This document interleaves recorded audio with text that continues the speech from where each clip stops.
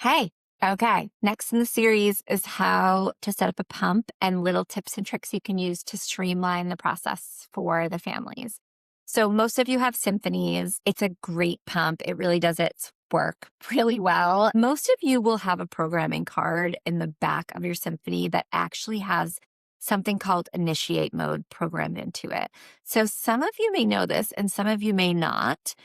You can unscrew a little protector on the back of the symphony and slide the card out and see what it says.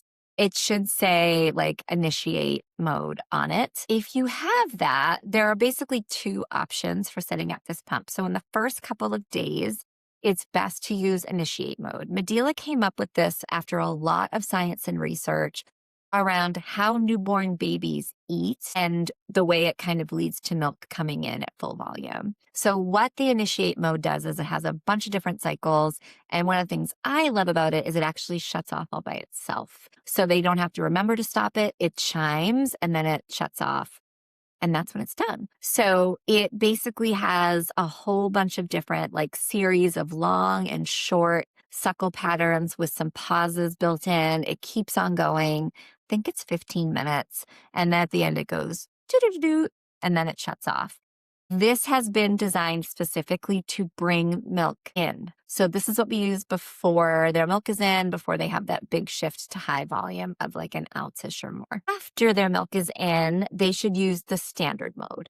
So when using the initiate mode, you're going to just push the power button and it automatically goes into initiate mode if you have an initiate card in it. If you are using the standard expression mode because the milk is in, then you're just going to push the power button and then immediately push the droplet button, and that should send it into the standard mode. Bring them a kit. I love the kits with the Harmony hand pumps in them. If your hospital can get those are my favorite because they're going home with a pump that works no matter what. That's one of the best pumps ever.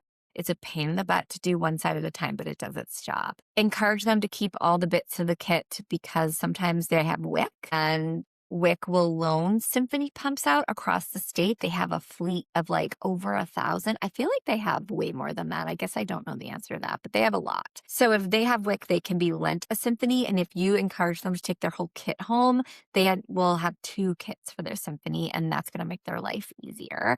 So make sure they get their gaskets on the end of the tubing that go inside the lid of the symphony. When I set my families up to wash and dry pump parts, I like to bring them 2 basins and a stack of the good thick cloth wipes or paper towels will work. So one basin is for washing, one basin is for drying, so that they don't stick their pump parts on the gross hospital counters and tables. So they're going to wash, bring them dish soap, explain to them exactly how to do it. They're going to wash with hot soapy water. They're going to rinse, and then I like to lay paper towels inside the second bin and place them all to air dry. Maybe put near a sunny window, definitely not in the bathroom, as far away from like the germiest places as possible, so that they have a clean place for them to dry. And then I encourage those families to take those basins home with them so that they're not mixing their pump parts in at home with their food, because that's a sure way to add in bacteria. So we're going to try to keep it all set. I like to teach the partners how to wash the pump parts, how to do all of the milk management. So if they're in hospital, what are they doing with the colostrum? Where they store it? Do they label it? And then how to wash and dry the pump parts so that it's a full team effort if there's a partner or primary support person available. And then really walk them through using the pump. So if you're using initiate mode, you can just say to them, here's how you're going to do it. At the end, it's going to chime, and then it's going to shut off. And that's how you know it's done. So it has really long pauses. It's not done yet. Wait until the chime, and then it's done. Show them how to use the buttons. Show them how to connect all the parts. Show them how to get the colostrum out of the little nooks and crannies in there. And make note of 2 things in that kit. Those little tiny white gaskets that go on the little yellow piece that sits in the bottom of the flange. They'll go down the drain. There is a second set of those in every single kit inside the manual package. There's a second set of gaskets. So that should be handed to the parents so they know there's a second set, and explained how to wash it all.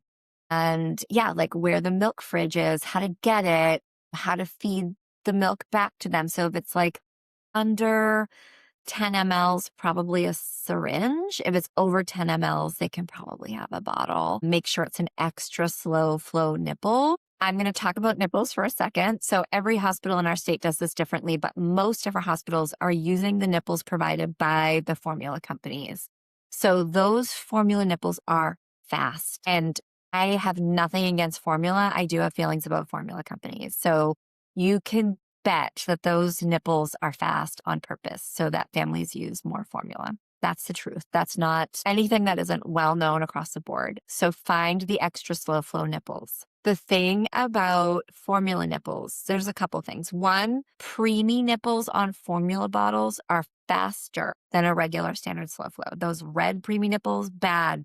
Don't give them to them. And then there's a slow flow nipple, and then there's an extra slow flow nipple. I think it usually has a different color ring on it. Those are the ones that all breastfed babies should be eating out of, but all formula fed babies should be eating out of them too. They're just a standard slow flow. They're not really extra slow.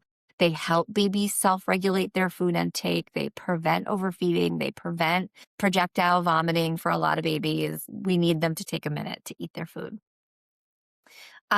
They're also single use. So they need to know that they are single use. So in the hospital, throw them away. And when they take them home, if they're taking them home to supplement, they need to very quickly move to a regular nipple. They cannot use single use nipples indefinitely. They will start to break down. They become a choking hazard for babies. They are not safe. So let them know too that these are really meant to be like single use and hospital use. Syringes and tubes. If you are syringe feeding or tube feeding a baby, we can usually use those for a couple of times or a couple of days, but they are also meant to be used one time. Feeding tubes and feeding syringes are meant to be used one time. So when we send families home with syringes and we give them 3 and no plan to be done, those syringes start to get sticky. The plunger will stop moving, and then families will push them, and that can create a risk for aspiration. So another reason to just move to a bottle and teach them how to responsive feed a baby. There's a lot of sort of information here that often gets missed because it's stuff that we just know, or maybe we didn't know, but most of us know and have kind of absorbed and forget to tell the parents because there's not a ton of time in your day. But these are really important things that can kind of cause problems long term. So it is important that they get this information. If you are supplementing a baby, give a volume requirement. So whether that's parents' own milk, donor milk, or formula, give them a volume. And if it's formula, pour the formula down the drain until you hit the right volume. And I would even encourage you to put in a little gradu feed because the measurements on the bottles are upside down, which is really frustrating. But dump it out or pour it into a gradu feed and give them the volume that you expect the baby to take. And don't just hand them a 2-ounce formula bottle because they'll give it all to them. And then we're going to stretch their bellies out and make an uncomfortable baby who's overfed from the beginning. So those are my pump tricks.